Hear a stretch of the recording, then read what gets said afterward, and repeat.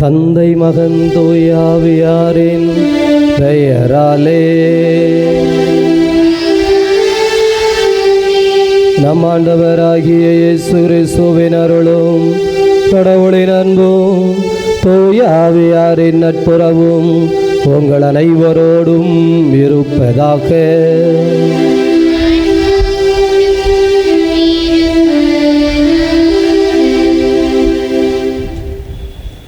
திருப்பலி முன்னுரை. அன்புக்குரியவர்களே, நமது கிறிஸ்தவ வாழ்வின் உச்சமுமான நற்கருணையின் மாண்பை போற்றும் கிறிஸ்துவின் திருவுடல் திருரத்த பெருவிழா வழிபாட்டிற்கு உங்களை அன்புடன் அழைக்கின்றோம். நமது ஆன்ம உணவான நற்கருணை நமக்கும் கடவுளுக்கும் இடையே இயேசுவால் ஏற்படுத்தப்பட்ட புதிய உடன்படிக்கையின் அடையாளமாக திகழ்கிறது. நமக்கு நிலைவாழ்வை தரும் உன்னத கொடையாகிய நற்கருணையின் மீது நாம் ஆழமான பக்தியையும் நம்பிக்கையும் கொண்டிருக்கவும், நம்முடைய வாழ்வில் நற்கருணை வழங்கும் அருளை பெற்று நமது வாழ்வை மேம்படுத்தவும் அருள் வேண்டி இணைவோம் இத்திருப்பலியில்.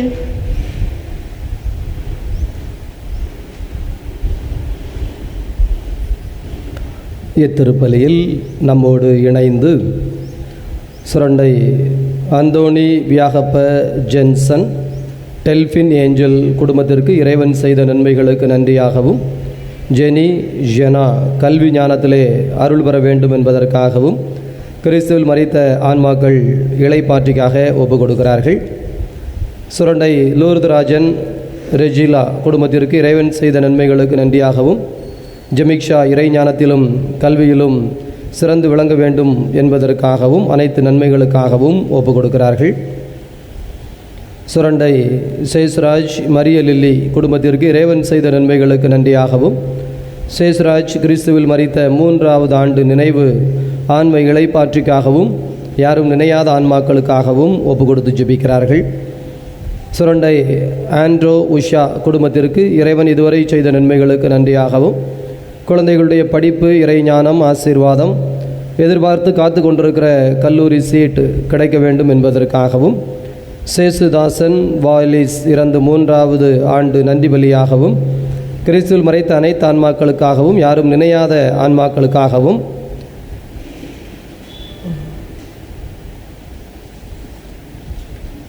ஜெயராஜ் மோனிஷா இறைவன் நிறைவாக ஆசீர்வதிக்க வேண்டும் என்றும், இன்று பிறந்தநாள் கொண்டாடுகிற ஜெரோஃபினை இறைவன் நிறைவாக ஆசீர்வதிக்க வேண்டும் என்றும் படிப்பு ஞானத்திற்காகவும் ஒப்பு கொடுத்து ஜெபிக்கிறார்கள். சுரண்டை தியோஃபிலஸ் அனிதா குடும்பத்திற்கு இறைவன் செய்த நன்மைகளுக்கு நன்றியாகவும், இன்று 19வது பிறந்தநாளை கொண்டாடுகிற பிரவீனை இறைவன் நிறைவாக ஆசீர்வதிக்க வேண்டும் என்றும் கல்வி ஞானத்திற்காகவும் உடலுள்ள சுகத்திற்காகவும் ஒப்பு கொடுத்து ஜெபிக்கிறார்கள். ஆண்டவருடைய அன்பு குழந்தைகளே, நாமும் இறையருள் வருவதற்காக உருக்கத்தோடு ஜெபிப்போம். திருவுடல் திருரத்த பெருவிழாவிலே ஆண்டவருடைய ஆசீர்வாதம் நம்மை வழி நடத்துவதற்கு தடையாக இருக்கிற குற்றம் குறைகளை நினைத்து மனவருந்தி மன்னிப்பு கேட்போம். என்றும் வாழும் எல்லாமல்ல இறைவா, உடல் ஆன்ம வாழ்வு அனைத்திற்கும் ஊற்றும் தொடக்கமும் நீரே. இந்த தண்ணீரையும் உப்பையும் புனிதப்படுத்தியருள உமை தாழ்மையுடன் வேண்டுகிறோம். இறைவா, உப்பு கலந்த இந்த தண்ணீர் தெளிக்கப்படும் இடமெல்லாம் தீயவனது தாக்குதல் அனைத்தும் தோல்வியுறச் செய்வீராக. மேலும் தூய ஆவியார் உடனிருந்து இடையராது வழிநடத்துவாராக. ஆண்டவராகிய கிறிஸ்து வழியாக உம்மை மன்றாடுகிறோம்.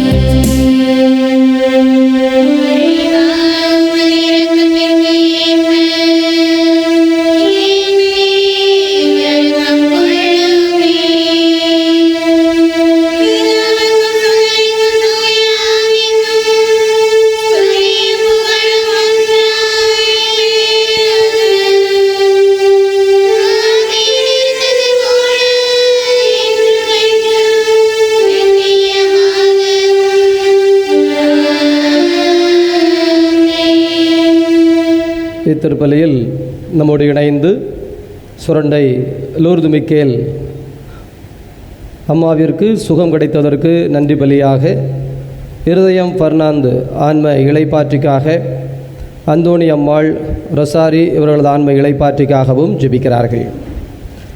வல்ல கடவுள் நம் மீது இரக்கம் கொண்டு நம் பாவங்களிலிருந்து தூய்மைப்படுத்துவாராக. இந்த நற்கருணை கொண்டாட்டம் அவரது திருவிருந்தில் கலந்து கொள்ளும் தகுதி பெறச் செய்வதாக.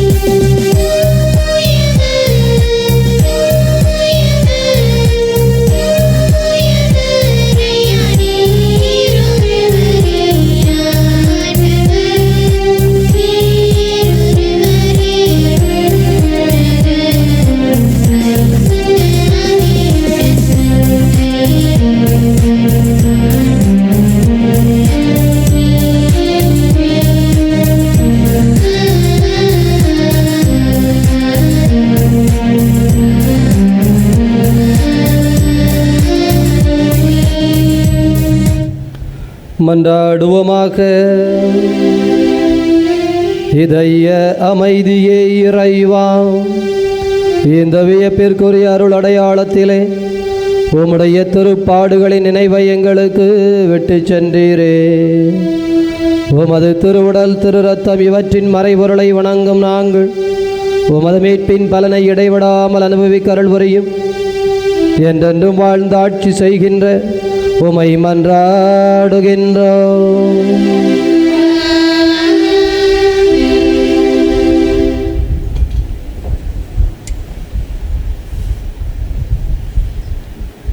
முதல் வாசக முன்னுரை. எகிப்திலிருந்து விடுதலை பெற்று உரிமை நாடாகிய கானானுக்கு செல்லும் வழியில் சீனா மலையில் மக்களின் சார்பாக மோசே கடவுளோடு உடன்படிக்கை செய்கிறார். அந்த உடன்படிக்கையை இஸ்ரேல் மக்களின் சமய வாழ்வின் அடிப்படையாகிறது. சீனாய் மலை உடன்படிக்கை எவ்வாறு நிகழ்ந்தது என்பதை உடன்படிக்கையின் நடைமுறையையும் எடுத்துரைக்கும் முதல் வாசகத்தை கேட்போம்.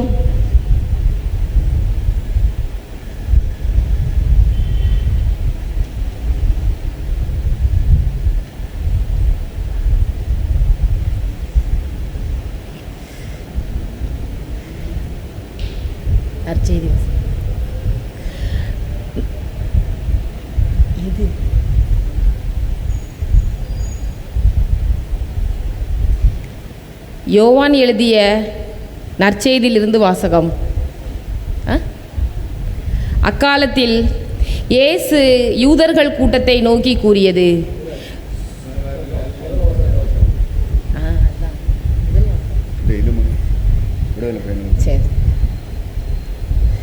முதல் வாசகம். ஆண்டவர் உங்களோடு செய்துள்ள உடன்படிக்கையின் இரத்தம் இதோ. விடுதலை பயண நூலிலிருந்து வாசகம். அந்நாட்களில் மோசே மக்களிடம் வந்து ஆண்டவர் சொன்ன அனைத்து வார்த்தைகளையும் விதிமுறைகளையும் அறிவித்தார். மக்கள் அனைவரும் ஒரே குரலாக ஆண்டவர் கூறிய வார்த்தைகள் அனைத்தையும் நாங்கள் செயல்படுத்துவோம் என்று விடையளித்தனர். மோசே ஆண்டவரின் வாக்குகள் அனைத்தையும் எழுதி வைத்தார். அதிகாலையில் அவர் எழுந்து மலையடிவாரத்தில் ஒரு பலிபீடத்தையும் இஸ்ரேலின் 12 குலங்களுக்காக 12 தூண்களையும் எழுப்பினார். அவர் இஸ்ரேல் மக்களின் இளைஞர்களை அனுப்பி வைக்க அவர்களும் ஆண்டவருக்கு எரிபலிகள் செலுத்தினர். மாடுகளை நல்லுறவு பலிகளாகவும் ஆண்டவருக்கு பலியிட்டனர். மோசே இரத்தத்தில் ஒரு பாதியை எடுத்து களங்களில் விட்டு வைத்தார். மறுபாதியை பலிபீடத்தின் மேல் தெளித்தார்.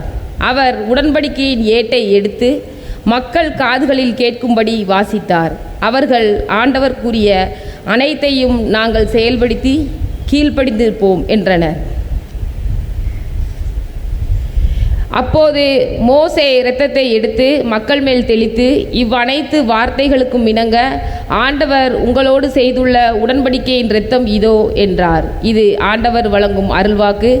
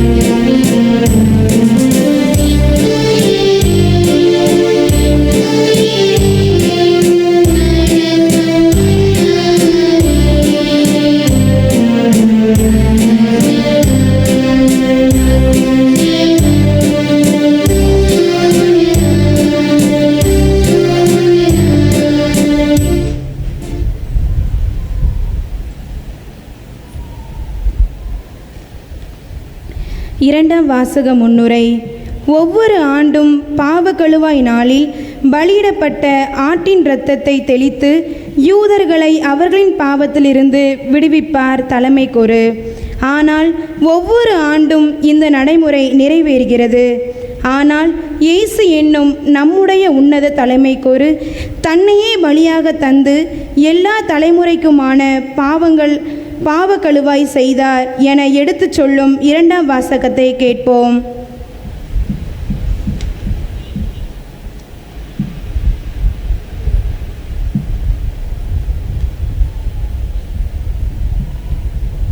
இரண்டாம் வாசகம். கிறிஸ்துவின் இரத்தம் நம் மனசான்றை தூய்மைப்படுத்துகிறது. எபிரேயருக்கு எழுதப்பட்ட திருமுகத்திலிருந்து வாசகம். அதிகாரம் 9, இறை வார்த்தைகள் 11 முதல் 15 வரை. எபிரேயருக்கு எழுதப்பட்ட திருமுகத்திலிருந்து வாசகம். அதிகாரம் 9, இறை வார்த்தைகள் 11 முதல் 15 முடிய. சகோதரர் சகோதரிகளே, கிறிஸ்து தலைமை குருவாக வந்துள்ளார். அவர் அருளும் நலன்கள் இப்போது நமக்கு கிடைத்துள்ளன. அவர் திருப்பணி செய்யும் கூடாரம் முன்னதை விட மேலானது, நிறைவு மிக்கது. அது மனிதர் கையால் அமைக்கப்பட்டதல்ல, அதாவது படைக்கப்பட்ட இவ்வுலகை சார்ந்தது அல்ல. அவர் பலியாக படைத்த இரத்தம் வெள்ளாட்டு கிடாய்கள், கன்று குட்டிகள் ஆகியவற்றின் இரத்தம் அல்ல, அவரது சொந்த இரத்தமே. அவர் ஒரே ஒரு முறை தூயத்திற்குள் சென்று எக்காலத்திற்கும் என அதை படைத்து நமக்கு என்றும் உள்ள மீட்பு கிடைக்கும்படி செய்தார்.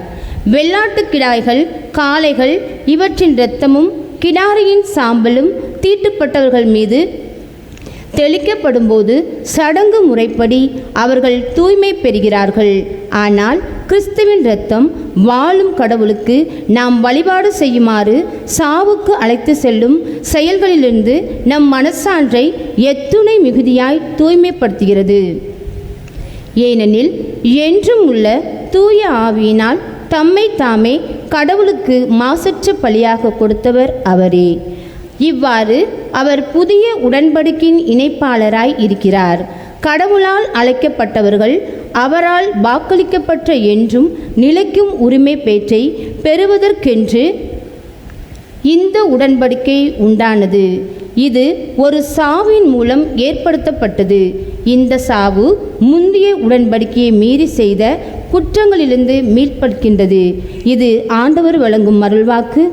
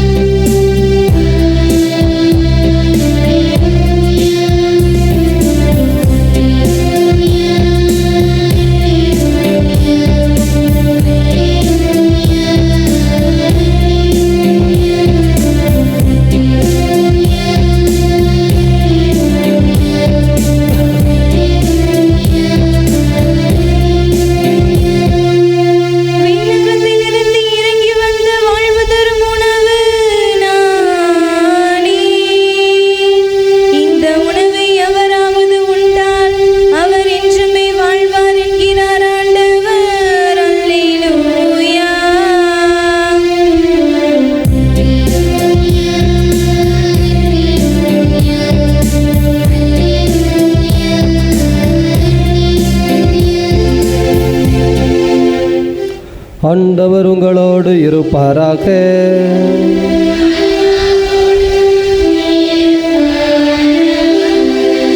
தூய மார்க் எழுதிய தூய நற்செய்தியிலிருந்து வாசகம்.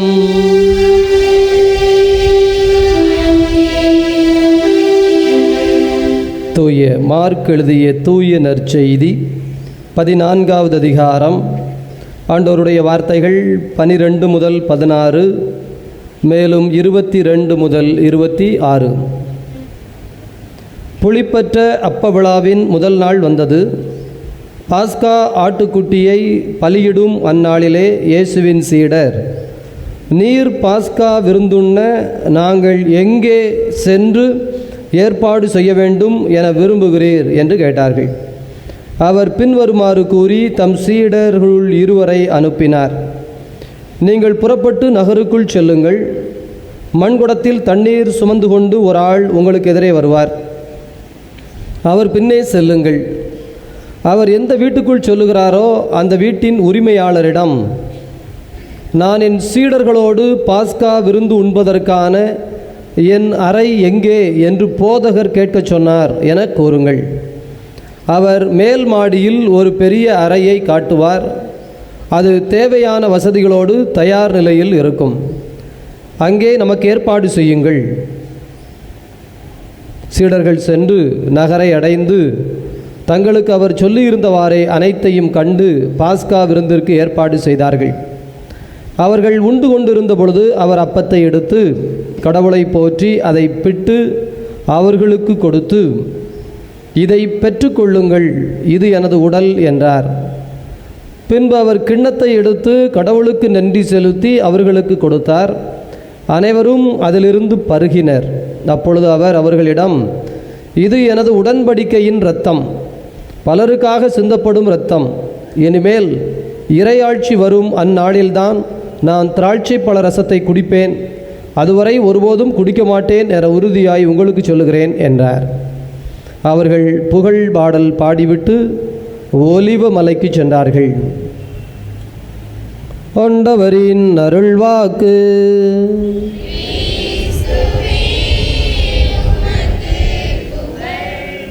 நற்செய்தி வாக்கினால் நம் பாவங்கள் அகல்வனவாக.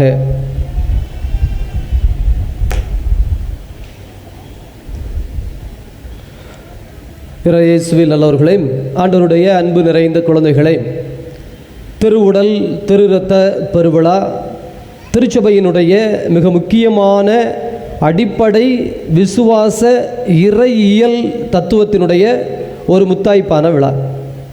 எல்லா இடங்களிலும் அதிகமான புதுமைகள், அதிசயங்கள், அற்புதங்கள் நடப்பது இந்த திருப்பலி அல்லது நற்கருணை ஆசீரோடு கூடிய விடுதலையின் நற்செய்தி கூட்டங்கள். இது உலகத்தில் எல்லாரும் ஆய்வு செய்து சொல்லுகிற இறையியலார்கள் மட்டுமல்ல, சமூகவியலார்கள் மட்டுமல்ல, உளவியலார்களும் ஏன் விஞ்ஞானிகளும் கூட இதை ஒத்துக்கொள்ளுகிறார்கள். காரணம் என்னவென்று சொன்னால், இயேசு கிறிஸ்து என்கின்ற ஒரு புனிதர் மாமனிதர் தன்னுடைய திரு உடலை இந்த அப்பத்தின் வடிவத்திலே நமக்கு கொடுத்து சென்றிருக்கிறார். அதை வைத்து ஜெபிக்கின்ற பொழுது, அதை வைத்து இதோ குணமளித்தல் நடத்தப்படுகிற பொழுது, அதை உணவாக உட்கொள்ளுகிற பொழுது அங்கே நடக்கிற அதிசயங்களும் ஆச்சரியங்களும் ஏராளம் ஏராளம். எனவே அத்தகைய பெரும் சக்தி வாய்ந்த ஆசீர்வாதமிக்க ஒரு அர்த்தமுள்ள இந்த திருவுடல் திரு இரத்த பெருவிழாவிலே இதை புரிந்து கொள்ளுதல் எப்படி? இந்த திருப்பலி என்பது, திருப்பலியின் மையமாக இருக்கிற இந்த நற்கருணை என்பது, இந்த நற்கருணையிலே இயேசு கிறிஸ்து எப்படி உயிரோடு வருகிறார் என்பது, இதை நாம் எப்படி உள்வாங்கிக் கொள்வது, இரண்டாவது இதை புரிந்து கொள்வதால் எனது வாழ்க்கைக்கு இது என்ன அர்த்தத்தை அல்லது செயலை சொல்லுகிறது, எப்படி வாழ வேண்டும் என்று கற்றுத்தருகிறது. இந்த இரண்டையும் இன்றைய வாசகங்களே நமக்கு சொல்லிவிடுகின்றன. இன்றைய காலகட்டத்தில் ஒரு 3 வார்த்தை நீங்கள் மனதில் கொள்ள வேண்டும். இப்போது டெலகிராம், டெலகாம், டெலபதி என்று 3 சொல்லுகிறார்கள். இந்த டெலகிராம் என்பது தந்தி. ஒரு குறிப்பிட்ட ஒரு 30-40 ஆண்டுகளுக்கு முன்னால் ஒரு இடத்திலிருந்து இன்னொரு இடத்திற்கு தபால் வழியாக செய்தியை அனுப்புவார்கள். அவசரம் என்று சொன்னால் இந்த டெலகிராம் தந்தி. ஒரு இடத்திலிருந்து சில குறிப்பிட்ட கோடு வார்த்தைகள் அடிக்கப்பட்டது என்றால் இன்னொரு இடத்தில் இருப்பவர்களுக்கு அது ஒரு செய்தியை கொண்டு போய் சேர்க்கும். அது உடனடியாக பகிரப்படும். மனிதன் நேரடியாகத்தான் தொடர்பில் இருந்தான். பிறகு இந்த எழுத்து வழி தொடர்பு வந்த பிறகு கடிதங்கள் அல்லது புறாக்களின் கால்களில் எழுதி அனுப்புதல் என்று சில காரியங்களை வைத்திருந்தார்கள். ஆனால் இந்த நேரடி போக்கே தேவையில்லை. ஒரு இடத்திலிருந்து இன்னொரு இடத்திற்கு இந்த ஒயர் வழியாக டெலகிராம் இருந்தது.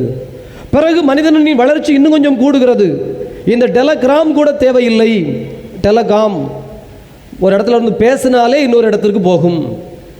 இது வெறும் அந்த எழுத்துக்களை மட்டும் எடுத்து போகவில்லை, பேசுகிற வார்த்தை எப்படி அந்த ஒயர் வழியாக போக முடியும்? யோசித்து பாருங்க. நம்ம அங்கே பேசுறது அங்கே கேட்கணும்னா அது ஒயரில் சுருங்கி விரிதல் எப்படி நடக்கிறது? அதாவது பரவாயில்லை, பிறகு ஒரு காலம் வருகிறது, இன்றைக்கு டெலகாமிலே உச்சகட்டத்தில் இருக்கிறோம், ஒயர் கூட தேவையில்லை. இங்கே ஒருத்தர் பேசினார்னா இன்னொரு இடத்துல இருக்கிறவருக்கு அப்படியே கேட்கிறது. செல்போன். அது மட்டுமல்ல, ஒரு படம், ஒரு வீடியோ அல்லது ஒரு புகைப்படம் ஒரு இடத்திலிருந்து அனுப்பப்படுவது இன்னொரு இடத்திலே இன்னொரு டிவைஸிலே அப்படியே தெரிகிறது. எப்படி? இதை ஒருவேளை ஒரு 50-60 ஆண்டுகளுக்கு முன்னால் சொன்னால் ஒத்துக்கொள்வார்களா? ஏற்றுக்கொள்வார்களா? வாய்ப்பே இல்லை. ஆனால் இன்று இது நடைமுறையில் சாத்தியம், விஞ்ஞானம் சாத்தியப்படுத்தி இருக்கிறது. இதனுடைய அடுத்த கட்டம் தான் டெலபதி. அதை நம்முடைய முன்னோர்கள் ஏற்கனவே செய்திருக்கிறார்கள். சித்தர்கள், முனிவர்கள் வாழ்ந்து காட்டியிருக்கிறார்கள். ஒரு நபரோடு இன்னொரு நபர் பேசித்தான் அல்லது காட்சி வடிவத்தில் எதையாவது சொல்லித்தான் புரிய வைக்க வேண்டும் என்கின்ற அவசியம் இல்லை. பிரியமானவர்களே, நீங்கள் உள்ளத்தில் எண்ண அலைகளை எழுப்பினால் அந்த அலைகளே எதிரே இருக்கிற நபருடைய அல்லது எங்கேயோ பல ஆயிரக்கணக்கான மைல்களுக்கு அப்பால் இருக்கிற ஒரு இடத்தில் இருக்கிற நபருடைய மனத்திலே அதே அலைகளை எழுப்பும். அந்த அலைகள் புரிந்து கொள்ளப்படும். இன்றைக்கும் கூட நீங்கள் யாரையோ பற்றி நினைக்கிறீர்கள், உங்களுடைய உறவு சொந்தம், அவர்கள் அங்கிருந்து ஃபோன் போட்டு உங்களிடம் கேட்கிறார்கள், எனக்கு என்னன்னு தெரியல, காலையிலிருந்தே உன்னுடைய நினைப்பாக இருக்கிறது, என்ன நடந்து கொண்டிருக்கிறது? நீங்களும் சொல்லுகிறீர்கள், ஆமாம் நானும் நினைத்து கொண்டிருந்தேன். இது இப்போ ஒரு 5 ரூபா விஷயத்தில் இருக்குது. இது 5000 ரூபா விஷயமாக வரும்போது இது முளை வடிவத்தில் நமக்கு தெரிகிறது. இது முழு வடிவத்தை பெறுகிற பொழுது இது சாத்தியம். ஒரு காலத்தில் இது சாத்தியமாய் இருந்தது தான். அதற்கு இடைப்பட்ட காலத்திலே என்ன நடந்தது என்று தெரியவில்லை. இந்த வித்தை பரிமாறப்படவில்லை. எனவே இன்று விஞ்ஞானம் மீண்டும் இந்த டெலபதி என்று சொல்லப்படுகிற காரியத்தை எப்படி செயலாக்குவது என்று கோடி கோடியாய் பணம் செலவழித்து கண்டுபிடித்துக் கொண்டிருக்கிறார்கள். அது சித்தர்கள் முனிவர்களுக்கு மட்டுமல்ல, ஒரு சாதாரண மனிதனும் கூட அதை பயன்படுத்த முடியும் என்கின்ற நிலைக்கு கொண்டு வந்து கொண்டிருக்கிறார்கள். ஆண்டவருடைய அன்பு குழந்தைகளே, இது உண்மையா பொய்யா என்றால், இந்த இப்போ நம்ம செல்போன் பார்க்குறோம் இல்லைங்களா, இதை குறித்து அகத்திய முனி ஏற்கனவே ஒரு வரலாறே இருக்கிறது. இதோ அகத்திய முனி வடதிசையிலே ஒரு திருமணம் நடக்கிற பொழுது இதோ அவரை தென் திசைக்கு அனுப்பி வைக்கிறார்கள், இந்த பொதிகை மலைக்கு. ஏனெனில் எல்லாரும், மக்கள் எல்லோரும், தேவர்கள் எல்லோரும் இதோ இமயமலையிலே வடமலையிலே கூடுகிற பொழுது பூமி பந்து ஒரு பக்கம் சரிந்து விடும் என்கின்ற நிலை வருகிற பொழுது அகத்தியரை அனுப்பிவிட்டு அங்கே சொல்லப்படுகிறது, நீ அங்கே போ, உனக்கு அங்கே காட்டப்படும். யோசித்து பாருங்க, அதை எப்படி புரிந்து கொள்வது என்று தெரியாமல் மனிதன் திகைத்து நின்ற நேரத்திலே அகத்திய முனி வடதிசையில் நடைபெற்ற ஒரு திருமணத்தை தென் திசையிலே இந்த பொதிகை மலையில் அமர்ந்து கொண்டு பார்த்தார் என்பது உண்மையாகத்தான் இருக்கும் என்பதை இந்த விஞ்ஞானம் இன்றைக்கு செல்போனில் சொல்லிவிட்டது. எனவே அன்பு குழந்தைகளே, இது எதற்கு இவ்வளவு தூரம் நாம் ஆய்வு செய்ய வேண்டும் இந்த விஞ்ஞானத்தை என்றால், யாராவது உங்களிடம் இந்த நற்கருணையை பற்றி கேட்டால், இந்த திருவிருந்தை பற்றி கேட்டால், இயேசு கிறிஸ்து எப்படி இந்த நற்கருணையில் எழுந்து வருவார் என்று கேட்டால், இந்த 2K கிட்ஸுக்கு நீங்கள் இதை தவிர வேறு எப்படியும் புரிய வைக்க முடியாது. அவர்கள் அனுபவத்திலிருந்து சொல்ல வேண்டும். இன்றைய முதல் வாசகம் இன்றைக்கு இருக்கு இல்லையாங்கள திருப்பலி, இந்த வழிபாட்டு முறையை அப்படியே சொல்லுகிறது. யாருடைய காலத்தில்? மோயிசனுடைய காலத்தில். விடுதலை பயண புத்தகம். முதல்ல வருகிறோம், பாவங்களை அறிக்கையிடுகிறோம், ஆண்டவரின் வார்த்தையை வாசிக்கிறோம். இந்த வார்த்தையை முடித்தவுடன் எல்லோரும் எழுந்து நின்று விசுவாச பிரமாணம் சொல்லுவோம். காரணம் என்ன? இந்த வார்த்தை, இந்த விசுவாசத்தை வாழ்வாக்குவதற்கு நீங்கள் ஒத்துக்கொள்ளுகிறீர்களா என்கின்ற சத்திய பிரமாணம், விசுவாச பிரமாணம். அது பிரமாணம். இதோ இராணுவத்தில் இருப்பவர்கள் எடுக்கின்ற பிரமாணம், திருமணத்தில் நீங்கள் எடுக்கின்ற உறுதிமொழி பிரமாணம். எனவே இந்த விவிலியத்தை வாசித்து இந்த இறை வார்த்தையை பகிர்ந்து தியானித்து இதை வாழ்வாக்குவேன் என்று சொல்லி விசுவாசத்தை அறிக்கையிட்டு பிரமாணமிட்ட பிறகு நம்மையே காணிக்கை ஒப்புக் கொடுக்கிறோம். காணிக்கை ஒப்புக் கொடுத்த பிறகு அதை இந்த அப்பரச வடிவத்திலே இயேசுவின் திருவுடல் திருரத்தமாக பெற்று உணவாக கொள்ளுகிறோம். இன்றைய முதல் வாசகத்தை மீண்டும் ஒரு முறை வீட்டிலே போய் வாசித்து பாருங்கள். இந்த நிகழ்ச்சி அப்படியே இருக்கிறது.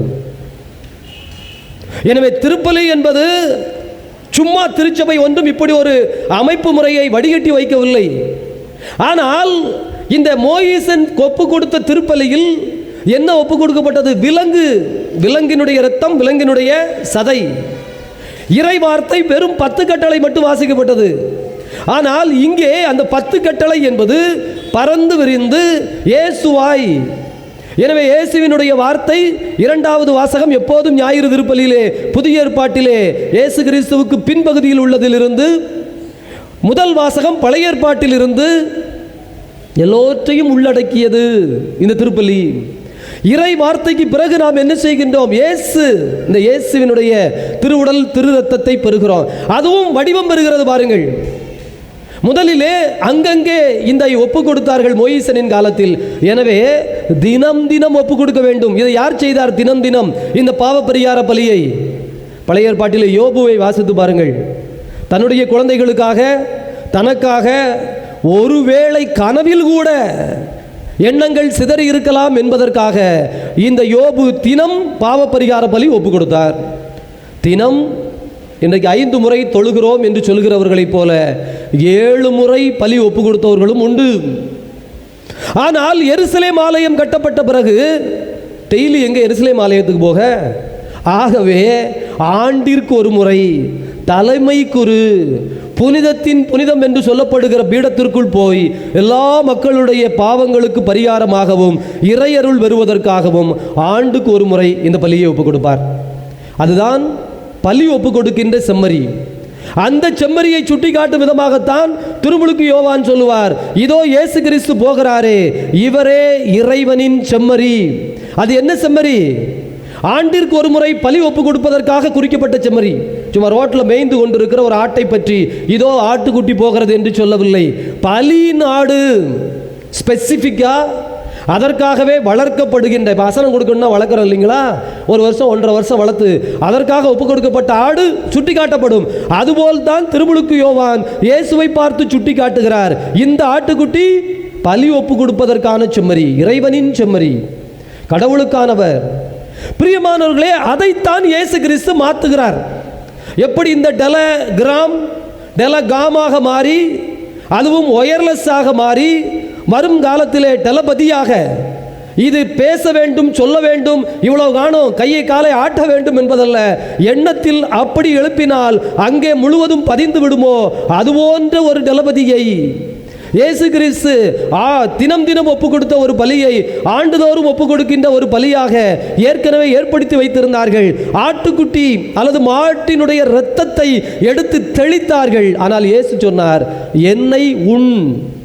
ஏனெனில் ஆடு அதனுடைய இரத்தம் வெளியிலே தெளிக்கப்பட வேண்டும், இயேசு கிறிஸ்து உள்ளே உண்ணப்பட வேண்டும். ஒன்று, இது வெளியில் சார்ந்ததல்ல, உள்ளே சார்ந்தது. இதை இந்த இரண்டாவது வாசகத்திலே ரொம்ப அழகான முறையிலே எபிரேயருக்கு எழுதப்பட்ட புத்தகத்தில் ரொம்ப இரத்திர சுருக்கமாக நமக்கு சொல்லப்பட்டிருக்கிறது. கிறிஸ்து தலைமை குருவாக இருந்தார், இந்த உலகத்தை திருப்பிடமாக கொண்டார். அதற்கடுத்து படைக்கப்பட்ட இவ்வுலகை சார்ந்த பலியாக அவர் தன்னை ஒப்புக் கொடுக்கவில்லை. இங்கே தான் என்ன வருகிறதுனா கிரேக்க தத்துவம். என்ன கிரேக்க தத்துவம்? மெட்டீரியல் ஸ்பிரிட் என்று 2 சொல்லுகிறார்கள். இன்றைக்கு கூட ஒரு சண்டை நடந்துட்டு இருக்கலாம், இசை பெரிதா மொழி பெரிதா அப்படின்னு சொல்லி. இது எல்லாமே சேம் கான்செப்ட் தான். அதாவது ஒன்று உடல், இன்னொன்று உயிர். உடலும் உயிரும் அடிப்படை தேவை. ஆனால் இந்த கிரேக்க தத்துவம் என்ன சொல்லிவிட்டது என்று சொன்னால், ஸ்பிரிட் என்று சொல்லப்படுகிற ஆவிக்குரியது உயர்ந்தது, உடலுக்குரியது மோசமானது. அதனாலே நிறைய பேர் உடம்பை கவனிக்கிறது இல்லை, ஆரோக்கியத்தோடு வாழ்வதில்லை. ஏனெனில் இந்த சந்தோஷம் பெருசு. டிவி பார்த்துக்கிட்டே இருக்கணும், செல்ஃபோன் பார்த்துக்கிட்டே இருக்கணும், விடிய விடிய கூட கேம்ஸ் விளையாண்டுக்கிட்டே இருக்கணும், அல்லது இரவு முழுவதும் கூட திரைப்படம் பார்த்து கொண்டே இருக்க வேண்டும். ஏனென்றால் அவ்வளவு நாடகம் இருக்கிறது, அவ்வளவு தொடர்கள் இருக்கின்றன, அவ்வளவு விளையாட்டுகள் இருக்கின்றன, அவ்வளவு திரைப்படங்கள் இருக்கின்றன, அவ்வளவு இசை இருக்கிறது. கன்சியூம் பண்ணுறதுன்னு இருக்குல்ல, அந்த கண் வழியாக, வாய் வழியாக எப்படி சாப்பிட்டால் உடம்புக்கு போகிறதோ அதுபோல கண் வழியாக சாப்பிட்டு இந்த சிறுமூளை அளவுக்கு அதிகமாக சாப்பிட்டா வயிற்று வலி வருதில்ல, அதே போல் அளவுக்கு அதிகமாக கண்ணால் பார்ப்பதால் மூளை வலி வருகிறது, அது மனநோயாக மாறுகிறது. பிறகு அதற்கு மருந்து மாத்திரையும் சாப்பிடுகிறோம். கண்ணுக்கு கீழே கருப்பாக வர ஆரம்பிச்சிடுதுன்னா தூக்கம் இல்லை, கவலை கூடிடுதுன்னு அர்த்தம். அதற்கு நோய், அதற்கு ஒரு மருந்து இருக்கிறது. ரொம்ப எளிய எடுத்துக்காட்டு. வயிற்று வலி என்றால் வயிற்றை தொந்தரவு பண்ணும், கண் வழியாக போவது மூளை, எனவே கண் சார்ந்தது, எல்லாம் சேம் தான். ஆண்டவருடைய அன்பு குழந்தைகளே, எனவே இன்றைய காலகட்டத்திலே நாம் பார்க்க வேண்டும், இதை புரிந்து கொள்ள வேண்டும். இப்படிப்பட்ட இந்த டெலகாமுக்கு போய் டெலபதியை நோக்கி நகர்ந்தது போல இயேசு கிறிஸ்து இந்த பலிமுறைகளை எல்லாம் ஒதுக்கிவிட்டு சொல்லுகிறார், எது முக்கியம், எது தேவை? இந்த உடம்புக்குள் உள்ளார்ந்த வழிபாடு. கடவுளை வெளியில் வழிபடுகிறோம். எனக்கு இன்னும் ஆச்சரியமாக இருக்கும், இயேசு கிறிஸ்து சொல்லி 2000 வருஷம் ஆச்சு, ஆனாலும் வெளிப்புற வழிபாடுகள் நடக்கின்ற அளவிற்கு உள்ளார்ந்த வழிபாடுகள் நடக்கிறதா? வெளியிலே பலி ஒப்பு கொடுக்கின்ற அளவிற்கு ஒவ்வொருவரும் தன்னை பலியாக ஒப்பு கொடுக்கிறோமா? பிரியமானவர்களே, அர்த்தம் நிறைந்தது இந்த திருவுடல் திருரத்த பெருவிழா.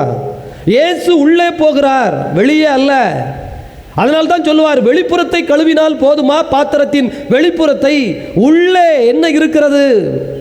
உனக்குள் பொறாமையும் அழுக்கும், கோபமும் பகையும் வெறுப்பும், வஞ்சகமும் சூழ்ச்சியும் பேராசையும் எல்லாம் இருந்து உள்ள இருந்துச்சுன்னா வெளியில எவ்வளவுதான் கழுவினாலும் வாழ்வு என்று சொல்லப்படுகிற நிறைவு, வாழ்வு என்று சொல்லப்படுகிற பேரானந்தம், வாழ்வு என்று சொல்லப்படுகிற பெரும் மகிழ்ச்சி, பெரும் அமைதி, பேரமைதி உங்களுக்குள் எப்படி வந்து தங்கும்?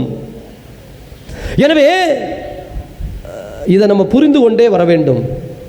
ஒரு காலத்தில் ஆதி பெற்றோர் அவ்வளவுதான் ஞானத்தோடும் அறிவோடும் இருந்தார்கள். அவர்கள் ஒன்றை ஏற்படுத்தினார்கள்.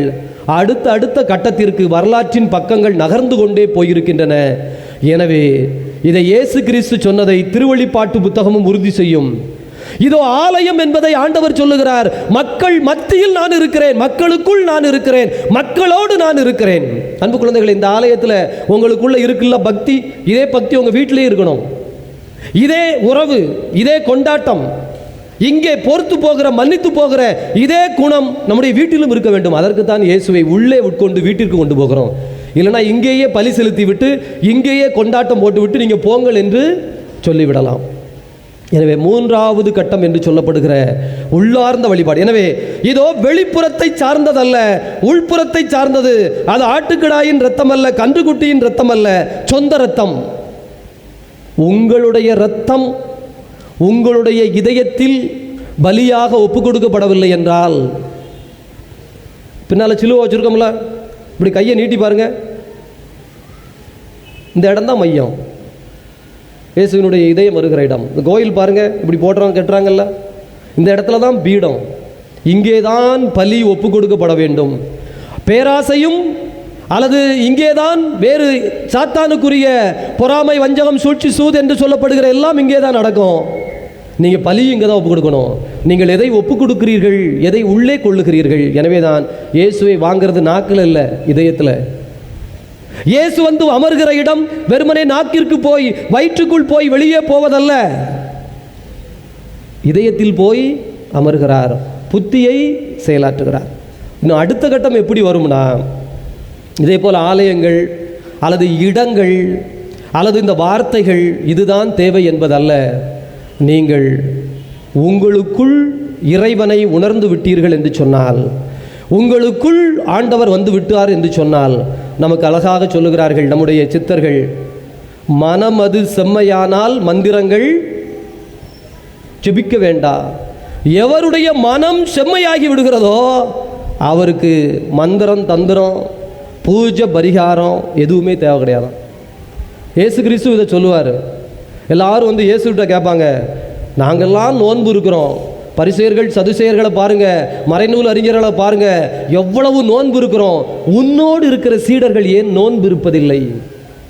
இயேசுநாதர் உடனே சீடர்களை கூப்பிட்டு, பத்தியா உட்காரு, நோன்பு அப்படின்னு சொன்னாரா?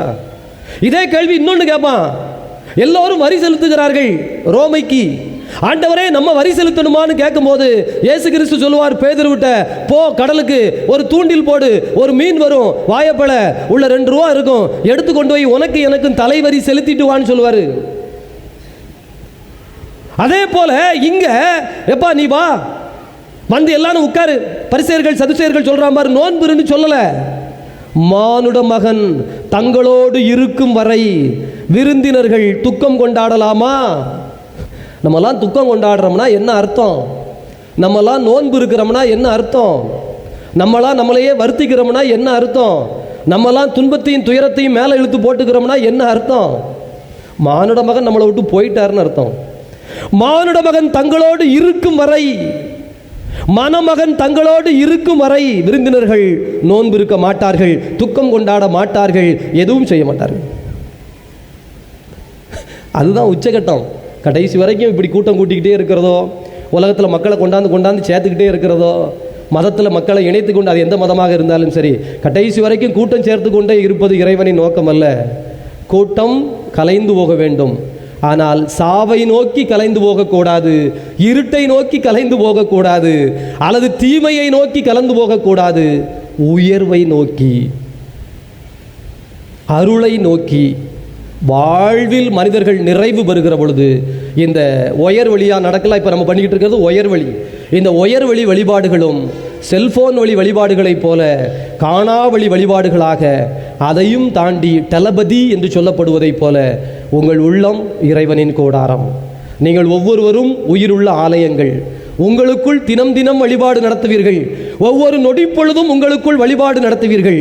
நீங்கள் ஒவ்வொருவருமே தெய்வங்களாய் மாறிவிடுவீர்கள். கேட்க நல்லா இருக்குல்ல?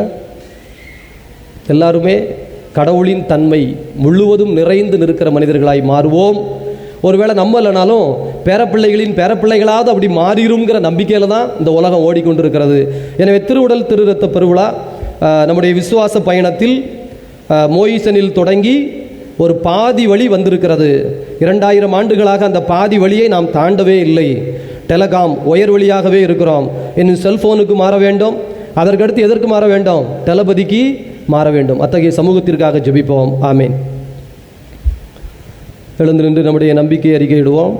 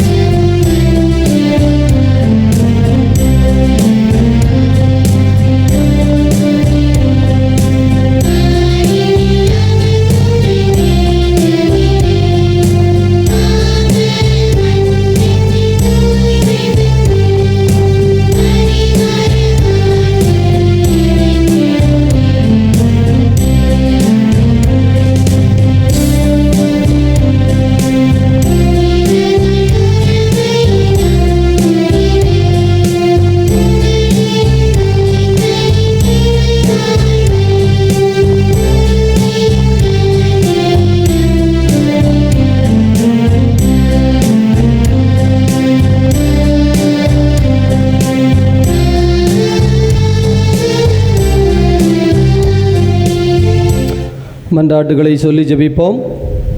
அன்பே உருவான இறைவா, நற்கனியை மையமாக கொண்டு இருக்கும் நற்கருணை சமூகமாகிய எம் கத்தோலிக்க திரு அவைக்காக மன்றாடுகிறோம். எம் திரு அவை தலைவர்கள் நற்கருணையின் மீது ஆழமான பற்று கொண்டிருக்கவும், மக்களை தங்களுடைய மறைவுரைகளாலும் வழிபாட்டு கொண்டாட்டங்களினாலும் நற்கருணை பக்தியில் வளர்த்தெடுக்கவும் அருள் தர இறைவா உம்மை மன்றாடுகிறோம். அன்பே உருவான இறைவா, எம் நாட்டு தலைவர்களுக்காக மன்றாடுகிறோம். எம் இந்திய நாட்டு தலைவர்கள் மக்களின் நன்மையையும் நாட்டின் ஒருங்கிணைந்த வளர்ச்சியை மனதில் கொண்டு செயல்படவும் மக்களுக்கான திட்டங்களை வகுக்கவும் அருள் தாரும். மேலும் எம் நாட்டில் மக்களுக்கான நல்லரசு அமைந்து மக்களுக்கான நல்ல மாற்றங்கள் ஏற்படவும் அருள் தர இறைவா உம்மை மன்றாடுகிறோம். அன்பே உருவான இறைவா, எம் பங்கு திரு அவைக்காக மன்றாடுகின்றோம். எம் பங்கில் உள்ள அனைவரையும் ஆசீர்வதியும். எம் பங்கு என்னும் திரு அவை நற்கருணை சமூகமாக வளரவும், எம் பங்கில் உள்ள அனைத்து வயதினரும் நற்கருணை பக்தியில் வளரவும், நற்கருணையின் அருள் எங்களுடைய குடும்பங்களில் நிறைந்து எங்கள் குடும்பங்களில் நிறைவான ஆசீர் பெருகவும் அருள் தர இறைவா உம்மை மன்றாடுகின்றோம். அன்பே உருவான இறைவா, புதிய கல்வி ஆண்டினை தொடங்கியுள்ள எம் படிக்கிற மாணவ மாணவியருக்காக மன்றாடுகிறோம். படிக்கின்றவர்களுக்கு தேவையான அறிவையும் ஞானத்தையும் தந்தருளும். நல்ல முறையில் படிக்கவும், தங்களது சிறந்த கல்வி அறிவினால் தங்களுக்கென சிறந்த எதிர்காலத்தை தேர்ந்து கொள்ளவும் தேவையான அருளை தந்து படிக்கின்ற இளம் தலைமுறையினரை நன்கு வழிநடத்த வேண்டும் என்று இறைவா உம்மை மன்றாடுகிறோம்.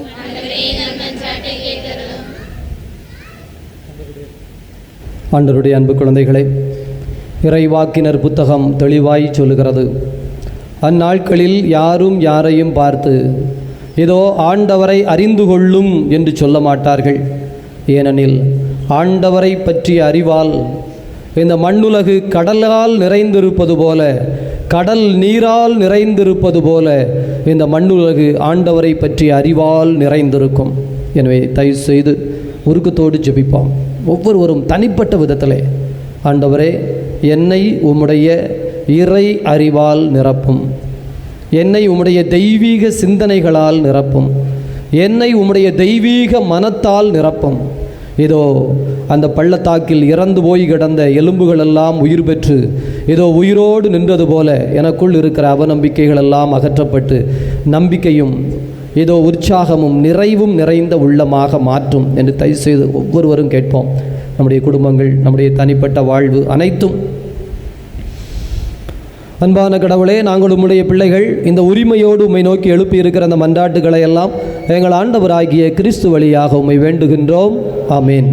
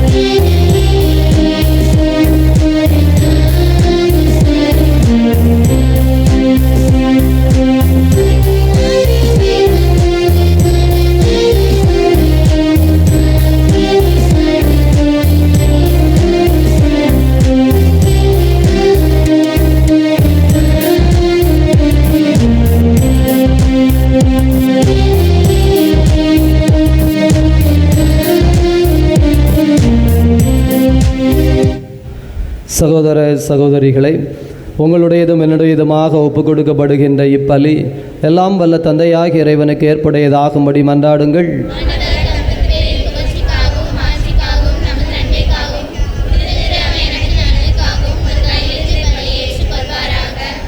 இதய அமைதியை இறைவா, நாங்கள் ஒப்புக் கொடுக்கிற காணிக்கைகள் உமது மீட்பின் மறைபொருளை குறித்து காட்டுகின்றன.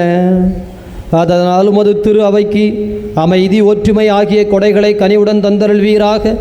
ஆண்டவராகிய கிறிஸ்து வழியாக உமை மன்றாடுகின்றோம். ஆண்டவர் உங்களோடு இருப்பாராக.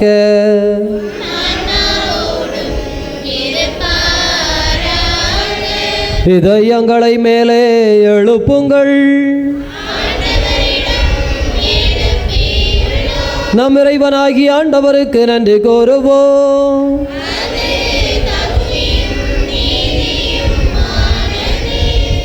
ஆண்டவரே, தூயவரான தந்தையே, என்றும் வாழும் இறைவா, நாங்கள் உமக்கு நன்றி செலுத்துவது எங்கள் கடமையும் மீட்பிற்குரிய செயலுமாகும். கிறிஸ்து தம் திருத்தூதர்களுடன் இறுதி இரவு விருந்து அருந்துகையில் சிலுவையின் மீட்பளிக்கும் நினைவு எக்காலத்திற்கும் நிலைத்திருக்கச் செய்தார். நிறை புகழ்ச்சியின் ஏற்புடைய கொடையாகவும் மாசற்ற செம்மறியாகவும் தம்மையே உமக்கு ஒப்பு கொடுத்தார். இவ்வாறு வணக்கத்திற்குரிய இந்த மறைபொருளை நீர் நம்பிக்கையாளர்களுக்கு உணவாக தந்து அவர்களை புனிதப்படுத்துகின்றீர். இதனால் ஒரே உலகில் வாழும் மனித இனம் ஒரே நம்பிக்கை ஒளி பெற்று ஒரே அன்பினால் பிணைக்கப்படுகிறது. எனவே உமது அருளின் இனிமையை நிறைவாக சுவைத்து நாங்கள் விண்ணக சாயலை பெறுமாறு இத்தனை வியப்பிற்குரிய அருள் அடையாளத்தின் விருந்தில் நாங்கள் பங்கு பெறுகிறோம். ஆகவே விண்ணகத் தூதரோடு இணைந்து போற்றி புகழ்ந்து அக்களித்து நாங்கள் பாடுவதாவது: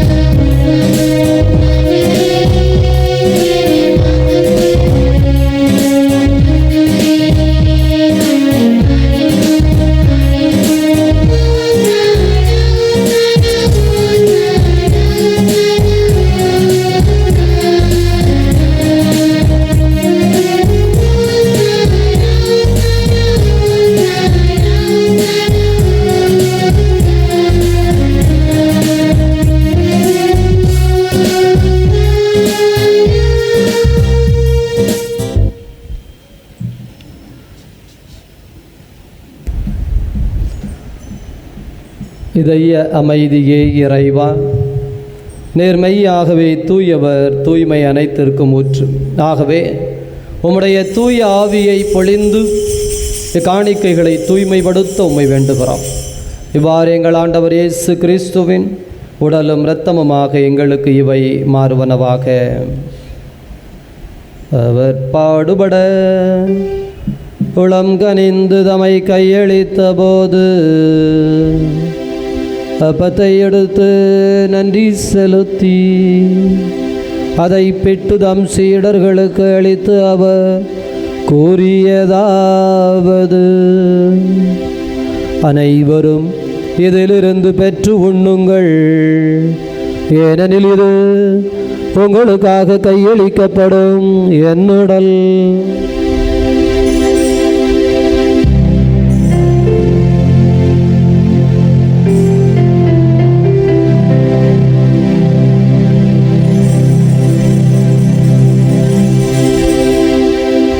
வண்ணமே இரவு விருந்தை அருந்திய பின் கிண்ணத்தை எடுத்து மீண்டும் உமக்கு நன்றி கூறி தம் சீடர்களுக்கு அளித்து அவர் கூறியதாவது: அனைவரும் இதிலிருந்து பெற்று பருகுங்கள், ஏனெனில் இது புதிய நிலையான உடன்படிக்கைக்குரிய என் இரத்தத்தின் கிண்ணம்.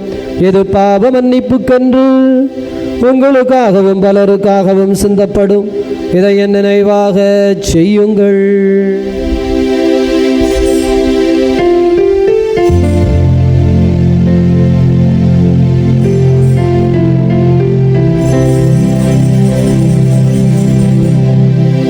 நம்பிக்கையின் மறைபொருள்.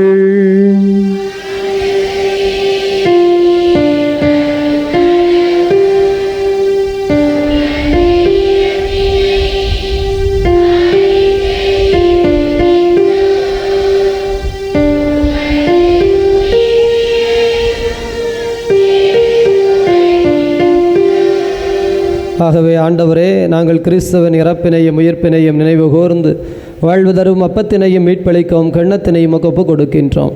உம் திருமுன் நின்று ஊழியம் புரிய தகுந்தவர்கள் என எங்களை ஏற்றுக்கொண்டீர். எனவே உமக்கு நன்றி செலுத்துகிறோம்.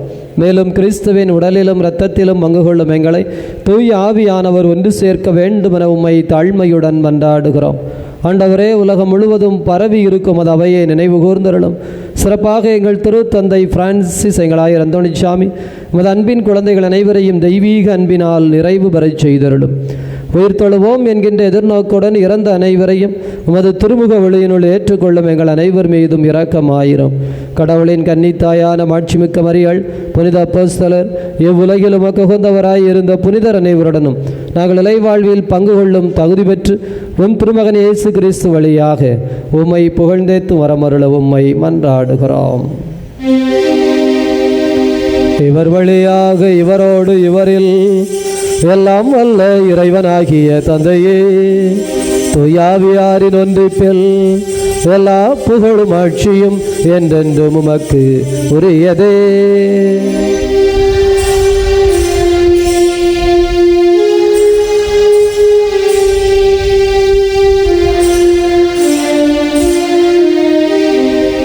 மீட்பரின் கட்டளையால் கற்பிக்கப்பட்டு இறைபடிப்பினையால் பயிற்சி பெற்ற நாம் இணைந்து மகிழ்ந்து விரும்பி இருகரம் விரித்து ஜெபிப்போம்.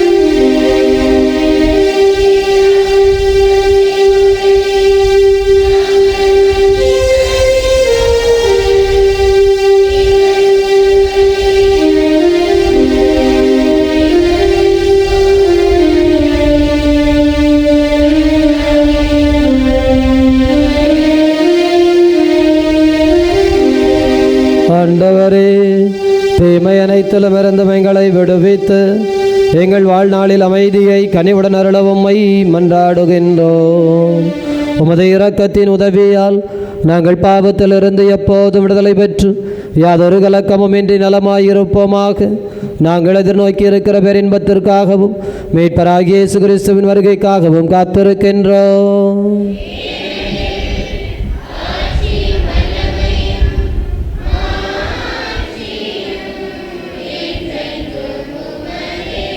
ஆண்டவரே இயேசு கிறிஸ்துவே, அமைதியை உங்களுக்கு விட்டுச் செல்கிறேன், என் அமைதியையே உங்களுக்கு அளிக்கிறேன் என்று உம் திருத்தூதர்களுக்கு மொழிந்தீரே.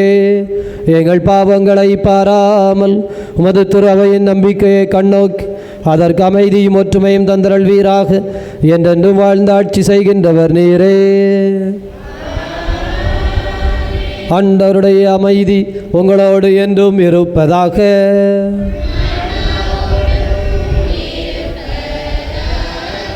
ஒருவருக்கொருவர் ஆண்டவர் தருகின்ற அமைதியை மகிழ்ச்சியோடு அறிவித்துக் கொள்வோம்.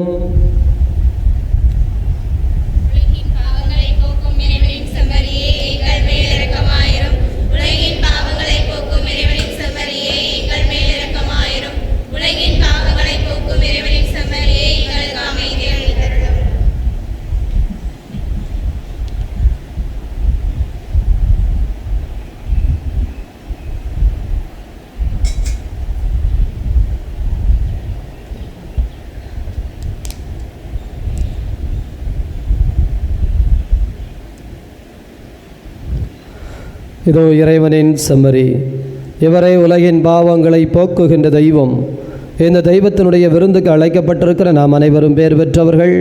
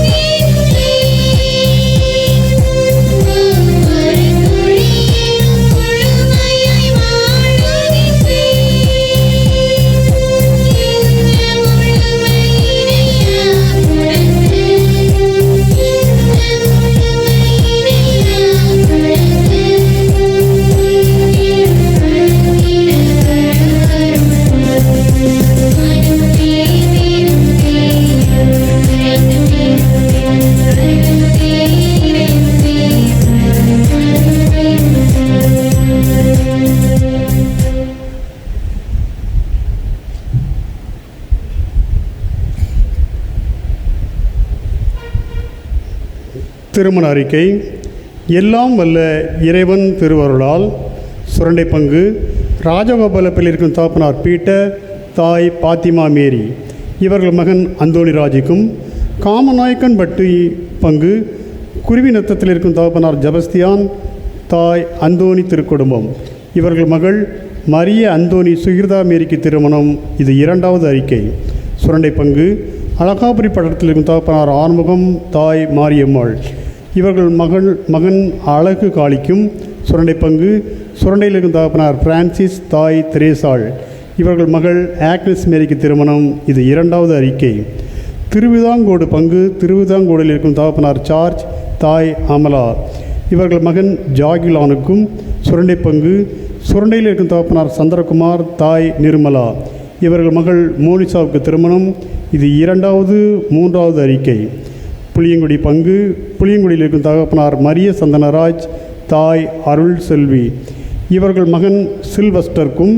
சுரண்டை பங்கு சுரண்டையில் இருக்கும் தகப்பனார் இருதய பிரான்சிஸ், தாய் வசந்தராணி இவர்கள் மகள் செரினா லீனஸ் திருமணம். இது 1வது அறிக்கை. இத்திருமண அறிக்கை தடை இருந்தால் பங்கு தந்தை அவர்களுக்கு தெரிவிக்க வேண்டியது இறைமக்கள் பொறுப்பு. இவ்வாறே திருப்பலி அறிவிப்புகள். 3ஆம் தேதி திங்கள் காலை 6 மணிக்கு பங்கு ஆலயத்தில் திருப்பலி. 4ஆம் தேதி செவ்வாய் நண்பகல் 11:30க்கு நற்கருணை ஆசிர் குணமளிக்கும் திருப்பலி. திருப்பலி முடிந்ததும் உரையிலிருந்து கொண்டு வரப்பட்ட தீர்த்தத்தால் அபிஷேகம். மாலை 7 மணிக்கு திரு எண்ணெய் பூசி நற்கருணை ஆசிர், தொடர்ந்து குணமளிக்கும் திருப்பலி. 5ஆம் தேதி புதன் காலை 6 மணிக்கு பங்கு ஆலயத்தில் திருப்பலி. 7ஆம் தேதி வெள்ளி மாதத்தின் முதல் வெள்ளி அன்று நண்பகல் 11 முதல் 12 மணி வரை நற்கருணை ஆசிர். மாலை 7 மணிக்கு கிலேலியா நவநாள் திருப்பலி. 8ஆம் தேதி சனி காலை 6 மணிக்கு பங்கு ஆலயத்தில் திருப்பலி. 9ஆம் தேதி ஞாயிறு பொதுக்காலத்தின் 10ஆம் வாரம் காலை 7:15க்கு விகேபுதரிலும், காலை 9:15க்கு சுரண்டையிலும், மாலை 7 மணிக்கு ராஜகோபால பெரியிலும் ஞாயிறு திருப்பலிகள். இவ்வார ஞாயிறு திருப்பலியை சிறப்பு செய்தவர்கள் அன்னை தெரேசா அன்பியம். அன்னை தெரேசா அன்பியத்திற்கு நாம் கரவொலி மூலம் நன்றி சொல்லிக்கொள்வோம். வருகிற ஞாயிறு திருப்பலியை புனித அந்தோனியார் ஜபக்குழு சிறப்பு செய்வார்கள். கோவா திருப்பயணம். புனித சவேரியாரின் திருவுடலை தரை தளத்தில் 10 ஆண்டுகளுக்கு ஒருமுறை சவேரியாரின் திருவுடலை அருகில் தரிசிக்க ஓர் அரிய வாய்ப்பு. டிசம்பர் 2024. பிரயாண நாட்கள் 5 நாட்கள். பயண தேதி 26/12/2024 வியாழன் அதிகாலை 1 மணிக்கு. பயண கட்டணம் 8200. 3 முதல் 5 வயது வரை உள்ளவர்களுக்கு 2500 ரூபாய். புறப்படும் இடம் புனித அந்தோனியார் திருத்தலம் சுரண்டை. செல்லும் இடங்கள் பழைய கோவா, சவேரியாரை நேரில் சந்தித்தல், Margao church, Pilar church, Panjim city, Miramar beach, Dona Paula view point, Colva beach மற்றும் முக்கிய இடங்கள் காப்பிகோல் பீச், அஞ்சினோ பீச், மீன் கண்காட்சி, மியூசிக் போட், முகாலுவா beach, fort Aguada, Baga beach படகு பயணம். குறிப்பு: 5 நாட்களுக்கும் அசைவ சைவ உணவு வழங்கப்படும். நாள் ஒன்றுக்கு 1 லிட்டர் தண்ணீர் வழங்கப்படும். ரயில் பயண டிக்கெட், 2ஆம் வகுப்பு இவை அனைத்தும் கட்டணத்தில் அடங்கும். கோவாவில் ஏசி பஸ், 4 நபர்களுக்கு 1 ரூம் வீதம் ஏசி ரூம் வழங்கப்படும். சுற்றி பார்க்கும் நுழைவு கட்டணம் அவரவர் பொறுப்பு. படகு, மியூசிக் போட், டால்பின் இவை அனைத்தும் அவரவர் பொறுப்பு. 6 மாதத்திற்கே முன்பே ரூம் புக்கிங் செய்ய இருப்பதால் அட்வான்ஸ் ரூபாய் 2000 கொடுத்து முன்பதிவு செய்து கொள்ளவும். தொடர்புக்கு அன்புடன் அருள் திரு புதுமை ஜோசப்ராஜ் பங்கு தந்தை சுரண்டை, அந்தோனியார் ஜபக்குழு. தொடர்புக்கு டி அமல்ராஜ் கழுகுமலை, ஏ அருள்ராஜ் சுரண்டை. ஜூன் 10ஆம் தேதிக்குள் கண்டிப்பாக பெயர் கொடுக்கவும். இந்த வாரம் 7ஆம் தேதி வெள்ளிக்கிழமை மாலை திருப்பலி முடிந்தவுடன் புனித கிலேலியாவின் திருவுருவம் ஜெரின் ஜெசி இவர்கள் இல்லத்திலிருந்து ராஜ் இமாக்குலிட் இவர்களின் இல்லத்திற்கு ஜெபிப்பதற்காக எடுத்து செல்லப்பட இருக்கிறது.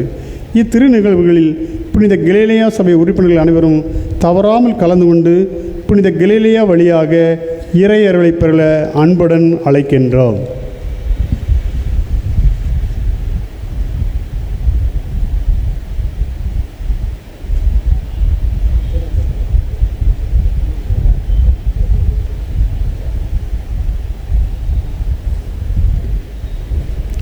கடந்த 7/5/2024 அன்று தமிழ் மாதத்தின் கடைசி செவ்வாய் அன்று பகல் 12 மணிக்கு திருப்பலி, அதைத் தொடர்ந்து அனைவருக்கும் அசன உணவு வழங்கப்பட்டது. அதற்காக நன்கொடை கொடுத்த குடும்பங்கள்: ஏஎல் அண்ட் சன்ஸ் குடும்பத்தினர் 2000 ரூபாய், ஸ்டெல்லா மேரி டீச்சர் 1000 ரூபாய், சகாயம் செலின் 1000 ரூபாய், விக்டர் ராணி 500 ரூபாய், சீமோன் பெமிலா 500 ரூபாய், ஜெகன் சேவிரம்மாள் 500 ரூபாய், பெரியசாமி சேசம்மாள் 500 ரூபாய், செபஸ்தியான் உதயா 500 ரூபாய், இடிந்தகரை சாந்தி ஜஸ்பின் குடும்பத்தினர் 500 ரூபாய், ஜஸ்டின் லாலிட் 500 ரூபாய், ஜோமிக் ஸ்டெபி 500 ரூபாய், அந்தோனியர் பக்திய ஒருவர் 500 ரூபாய், இருதயம் அமுதா 500 ரூபாய், மதுரை கென்னடி ஜெசிந்தா குடும்பத்தினர் 500 ரூபாய், இருதராஜ் மனிஷா குடும்பத்தினர் பாயாசம் வகைக்கு 2905 ரூபாய், ஆரிக்குராஜ் ரோஸ்லின் 300 ரூபாய், பெனிட்டா சோனியோ 300 ரூபாய், அல்போன்ஸ் விஜிலியா 200 ரூபாய், கீழச்சுரண்டை ஆரோக்கியசாமி புனிதா 200 ரூபாய், சார்லஸ் அமலா 200 ரூபாய், புஷ்பராஜ் சரோஜா 200 ரூபாய், ஜெகன் அக்ஷலியா 200 ரூபாய், லூர்துசாமி விஜி 200 ரூபாய், சேவியர் செபஸ்தியம்மாள் 200 ரூபாய், ஸ்டீவன் புனிதா 200 ரூபாய், அல்போன்ஸ் கிறிஸ்டி 200 ரூபாய், ஜஸ்டின் டென்சி 200 ரூபாய், அருள்ராஜ் அல்போன்சா 200 ரூபாய். இதற்காக கருவாடு கொடுத்த குடும்பங்கள்: டி செல்வம் ரோசாரி குடும்பத்தினர் 5 கிலோ நெத்திலி கருவாடு, எல் ஜேம்ஸ் செல்வி 4 கிலோ நெத்திலி கருவாடு, ஏ மரியதாஸ் ஆக்னஸ் மேரி 4 கிலோ நெத்திலி கருவாடு, ஏ ஜேம்ஸ் பிரியா 2 கிலோ நெத்திலி கருவாடு, டி ராஜ் சோனியா 2 கிலோ கருவாடு கொடுத்துள்ளார்கள். மொத்த வரவு 15,205 ரூபாய், செலவு 18,030 ரூபாய், அதிகப்பற்று 2,825 ரூபாய். புனித அந்தோனியா ஜெபக்குழுவுக்கு ஒரு அறிவிப்பு. புனித அந்தோனியா ஜெபக்குழுவின் மாதாந்திர கூட்டம் நாளை திங்கட்கிழமை மாலை 7 மணிக்கு திரு டி ராஜ் இமாக்லிட் இல்லத்தில் வைத்து நடைபெறும். உறுப்பினர்கள் அனைவரும் தவறாது கலந்து கொள்ளும்படி அன்புடன் அழைக்கின்றோம். ஆண்டவருடைய அன்பு குழந்தைகளே, இந்த கோவா திருப்பயணம் நம்முடைய முன்னாள் பங்கு தந்தை அருள் தந்தை வர்கீஸ் அடிகளார் அவர்கள் நம்முடைய அந்தோனியார் ஜெபக்குழுவோடு இணைந்து பேசி இந்த பயணத்தை நம்முடைய சுரண்டை பங்கும் அவர்கள் தற்போது பொறுப்பேற்றிருக்கின்ற வெக்காலிப்பட்டி பங்கும் இணைந்து செல்கின்ற ஒரு பயணமாக திட்டமிட்டிருக்கிறார்கள். எனவே தந்தை அவர்களும் இந்த நாளில் வெக்காலிப்பட்டி பங்கிலே இந்த அறிவிப்பை கொடுக்கிறார்கள். எனவே 6 மாதங்களுக்கு முன்பே அதை புக் செய்ய வேண்டும் என்பது சொல்லப்படுகிறது. எனவே இந்த மாதம் ஏறக்குறைய 10ஆம் தேதியிலிருந்து 15ஆம் தேதிக்கு உள்ளாக நீங்கள் 2000 ரூபாய் கொடுத்து எத்தனை டிக்கெட் என்பதை பதிவு செய்ய வேண்டும். பதிவு செய்யப்படுகிற எண்ணிக்கைகள் தான் டிசம்பர் மாதம் கோவாவிற்கு செல்ல முடியும். எனவே கிறிஸ்து பிறப்பு கொண்டாடி முடித்துவிட்டு மறுநாள் நள்ளிரவு 1 மணிக்கு இங்கிருந்து பேருந்து கிளம்புகிறது. திருநெல்வேலி போய் அங்கிருந்து ட்ரெயின். எனவே கோவாவிலே 3 நாட்கள் தங்குவோம். அதற்கடுத்து ஒரு நாள் பயணம். 31ஆம் தேதி அதிகாலை 1 மணிக்கு சுரண்டை வந்து விடுவோம். எனவே 31ஆம் தேதி நள்ளிரவு திருப்பலிக்கு எந்த விதமான பாதிப்புகளும் இருக்காது. எனவே இதுதான் இந்த பயணம் குறித்த திட்டமிடுதல். எனவே அறிவிப்பு கொடுக்கப்பட்டிருக்கிறது. ஜெபக்குழுவினர் அதை ஒழுங்கு செய்கிறார்கள். எனவே வர இருக்கிற ஆண்டவருடைய அன்பு குழந்தைகள் இது குறித்து கலந்து பேசி சரியான முறையிலே திட்டமிட்டு அதை நீங்கள் சரியான முறையிலே செயல்படுத்துவதற்காக உங்களுடைய பெயர்களை பதிவு செய்து கொள்ள அன்போடு கேட்டுக்கொள்கின்றோம். எழுந்து நின்று நாம் இறைவனுக்கு நன்றி கூறுவோம். மன்றாடுவோமாக. இதய அமைதியே இறைவா.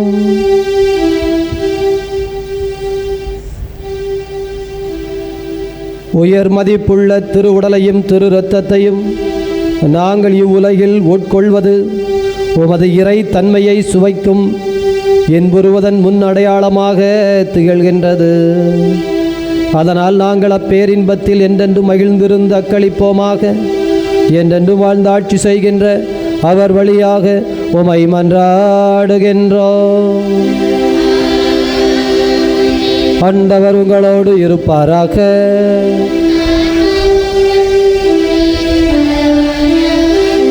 வல்ல கடவுள் தந்தை மகன் தூயாவியார் உங்கள் அனைவரையும் நிறைவாக ஆசீர்வதிப்பாராக. உயிர்த்த கடவுளின் உண்மை பிள்ளைகளாக சென்று வாழுங்கள். பேரின்பம் தொடரட்டும்.